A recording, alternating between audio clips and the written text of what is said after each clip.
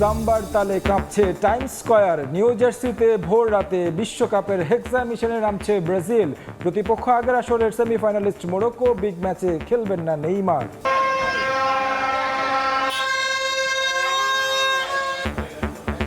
উন্মাদনা বাংলাদেশেও। সেলেসাওদের জয় কামনায় বর্ণাঢ্য র্যালি।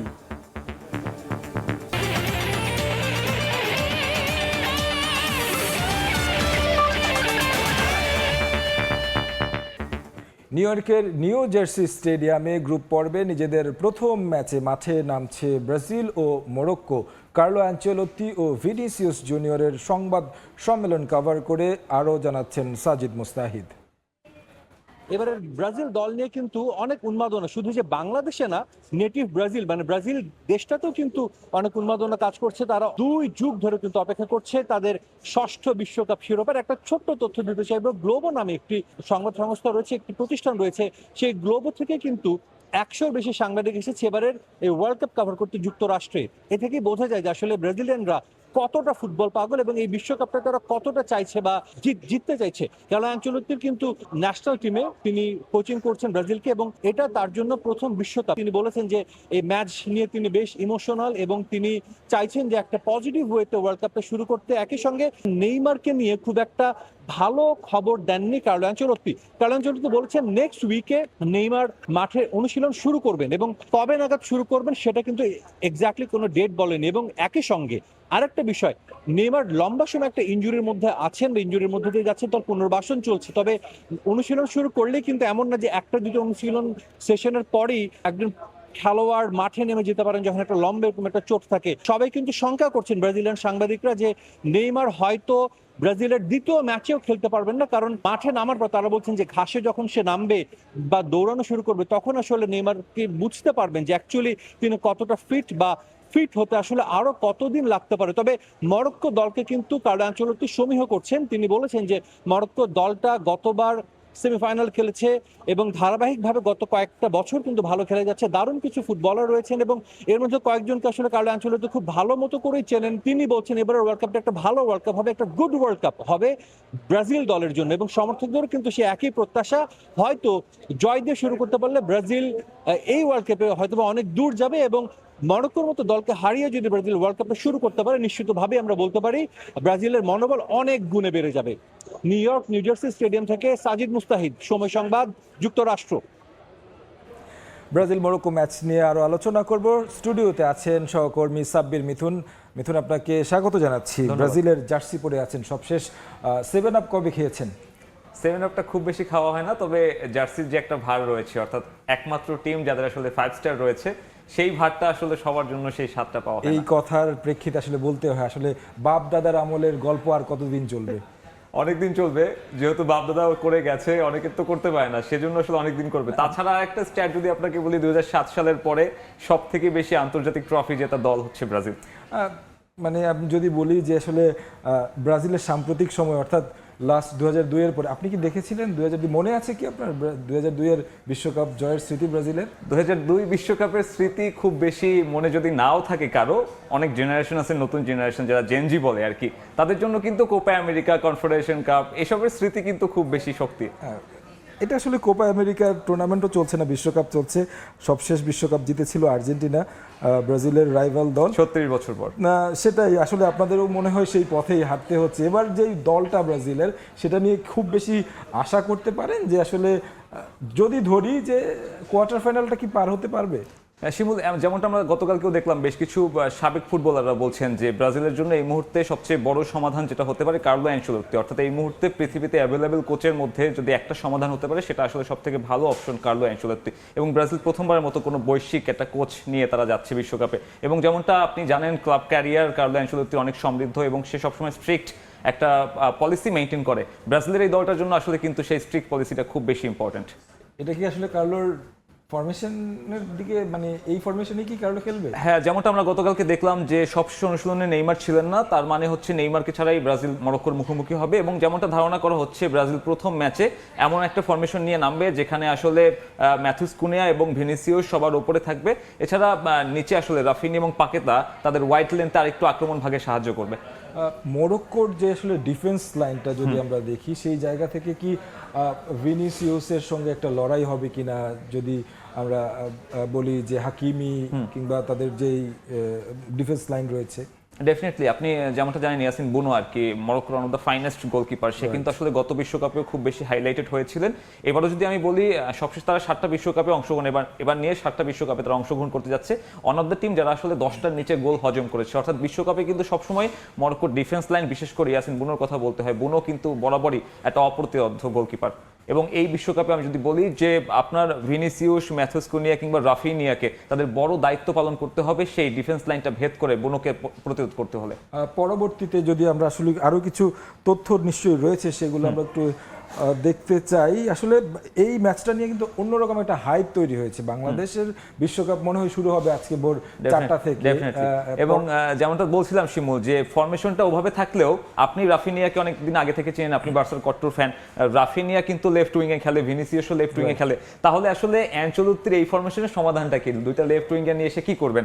আমরা যতটুকু হচ্ছে প্র্যাকটিস সেশন থেকে ব্রাজিলিয়ান গণমাধ্যমগুলো বলছে, সেক্ষেত্রে ম্যাথুস কুনিয়া সেন্টার ফরওয়ার্ড হিসেবে থাকলেও যখন তারা ডিফেন্সে যাবে তখন কিন্তু তারা 4-3-3 ফরমেশনে চলে আসবে।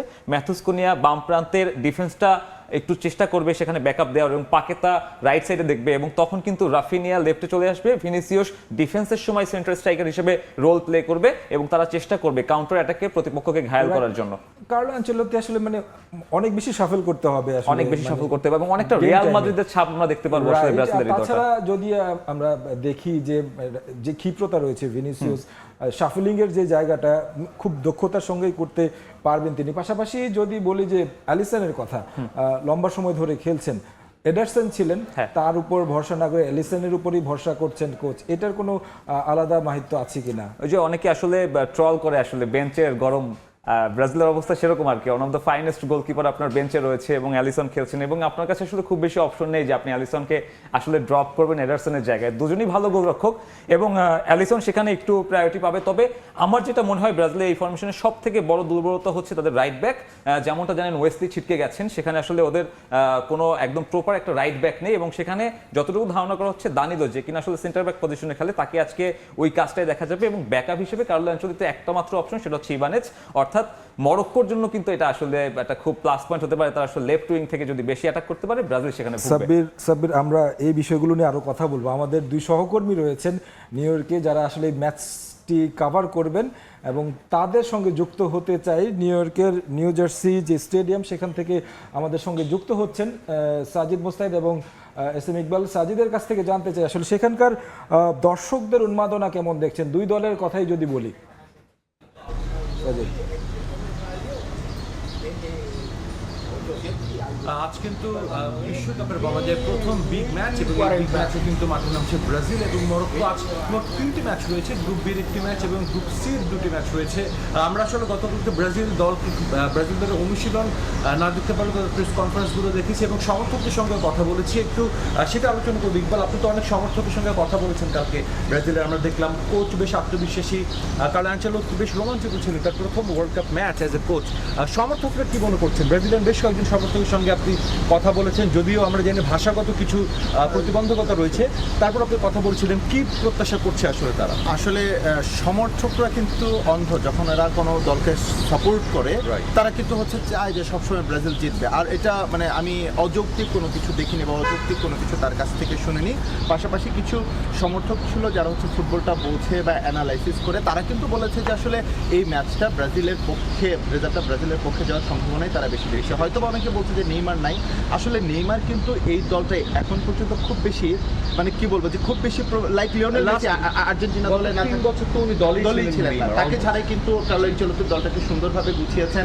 লাস্ট 3টা ম্যাচে দুর্দান্ত রেজাল্ট করেছে, ব্রাজিল ম্যাচ জিতেছে। হয়তো এর আগের ম্যাচগুলোতে দল বিল্ড আপের কারণে বিভিন্ন ফরমেশন, বিভিন্ন স্কোয়াড টেস্ট করেছে। এই মুহূর্তে ব্রাজিল দলটা কিন্তু যথেষ্ট ব্যালেন্স আমার কাছে মনে হচ্ছে। সাজিদ, আমি একটু আপনাকে একটু থামিয়ে প্রশ্ন করতে চাই। সাজিদ, যেটা আমরা দেখেছি, এস এম ইকবালকে নিয়ে আপনি 2022 বিশ্বকাপও কভার করেছেন, এবং এস এম ইকবাল একজন কট্টর আর্জেন্টিনা ফ্যান, তাকেও আসলে ব্রাজিলের জার্সি পরিয়ে দিয়েছেন। কি মনে হয় এই ম্যাচ দিয়ে কি আসলে মরক্কোর সঙ্গে ব্রাজিল উইনিং স্টার্টটা করতে পারবে কিনা? একটু ইকবালের কাছ থেকে একটু জানতে চাই।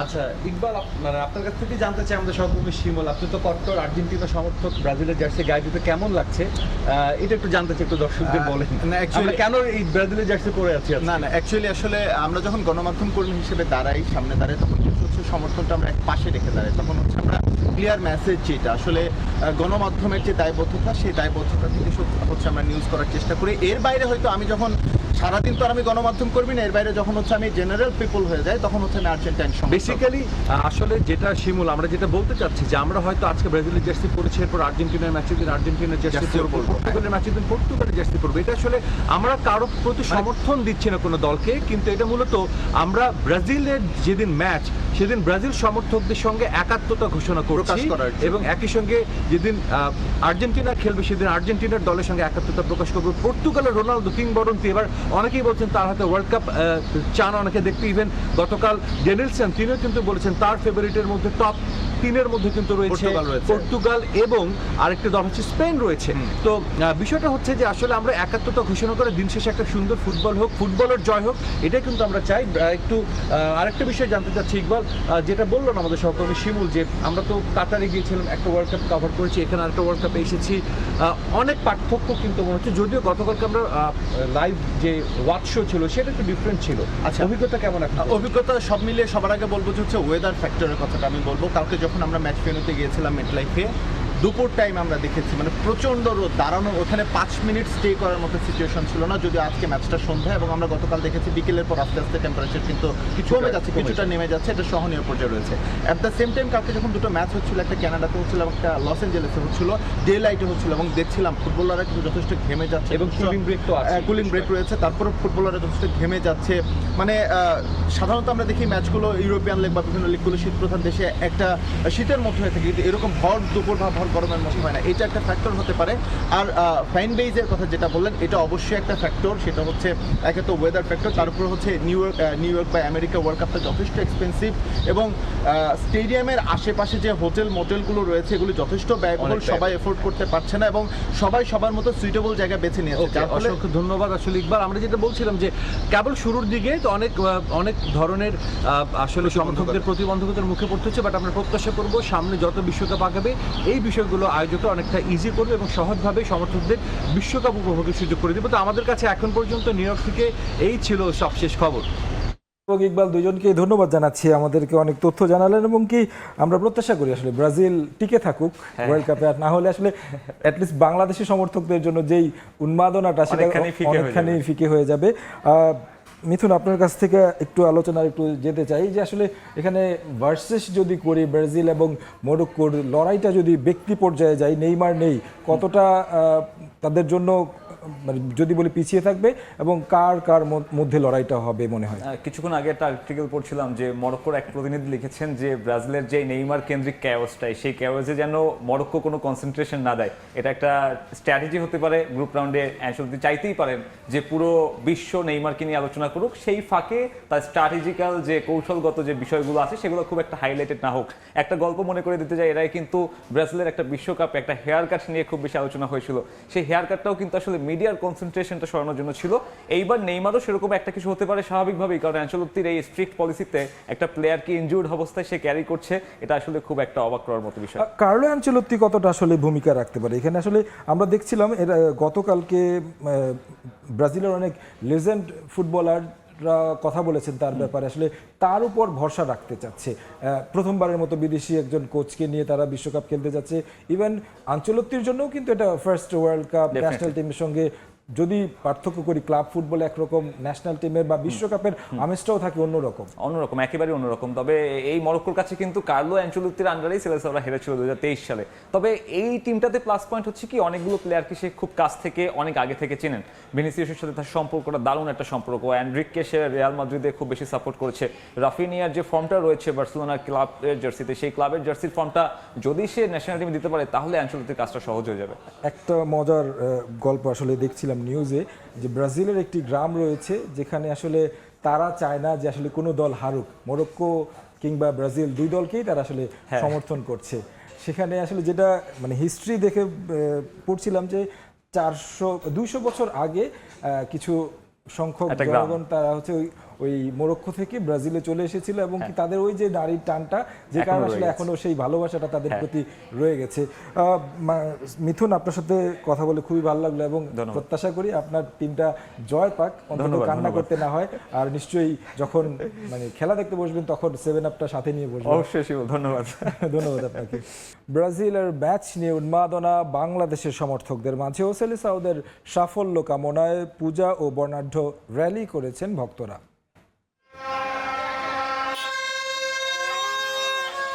মধ্যরাতে বিশ্বকাপের হেক্সা মিশনে নামছে ব্রাজিল। ফেভারিট দলের সমর্থনে বর্ণাঢ্য র্যালি, মোটর শোভাযাত্রা করেন সমর্থকরা। শনিবার বিকেলে ভোলার বোরহানুদ্দিন পৌরসভার সামনে থেকে মোটর শোভাযাত্রা বের করেন ব্রাজিল ফ্যান ক্লাব। এতে হলুদ জার্সি পরা শত শত সমর্থক অংশ নেন। স্বপ্নের হেক্সা মিশন এবার পূরণ হবে। নেইমার নেই সত্ত্বেও আজকে আমরা 3-0 গোলে ওদের সাথে জিতবো। এদিকে সুনামগঞ্জে মোটরসাইকেল শোভাযাত্রা করেন ব্রাজিলের সমর্থকরা। মরক্কোর বিপক্ষে মাঠে নামার আগেই ফেভারিট দলের পূজা করেন গাইবান্ধার ভাটপাড়া গোপালপুরের ঠাকুরবাড়ি এলাকার এক ব্রাজিল ভক্ত। আমি ঈশ্বরের কাছে এটাই প্রার্থনা করতেছি, এবার যেন আমি হেক্সা মিশনটা কমপ্লিট করতে পারি। তবে তার পরিবারের বয়োজ্যেষ্ঠ সদস্যরা সবাই আর্জেন্টিনার ভক্ত। পরিবারের কনিষ্ঠ এই সদস্যের আয়োজনে চুপ থাকতে পারেননি তারাও। ছোটদের মুখে ফুটবলের আনন্দ ছড়িয়ে দিতে এই আয়োজন, তাই শরিক হন আর্জেন্টিনার সমর্থকরাও। তারিফ রহমান, সময় সংবাদ। ক্রিকেটার নাইম হাসানকে লাঞ্ছনার ঘটনায় অভিযুক্ত এসআই কনস্টেবলকে সরাসরি সাময়িক বরখাস্ত করা হয়েছে। শুক্রবার ডিপিএলের ম্যাচ খেলে চট্টগ্রাম বিমানবন্দর থেকে বাসায় যাওয়ার সময় শহরের লালখান বাজারে ফ্লাইওভারের মুখে এই ক্রিকেটারকে তল্লাশির জন্য থামান পুলিশ ও সাদা পোশাকে থাকা কয়েকজন। তিনি ক্রিকেটার পরিচয় দেওয়ার পরও তাকে মারধর করেন তারা। পরে রাতেই 3 জনকে আসামি করে খুলশী থানায় মামলা করে নাইমের পরিবারের মধ্যে অভিযুক্ত 2 পুলিশ সদস্যকে সাময়িক বরখাস্ত করা হয়েছে। এছাড়া একজনকে গ্রেফতার করা হয়েছে।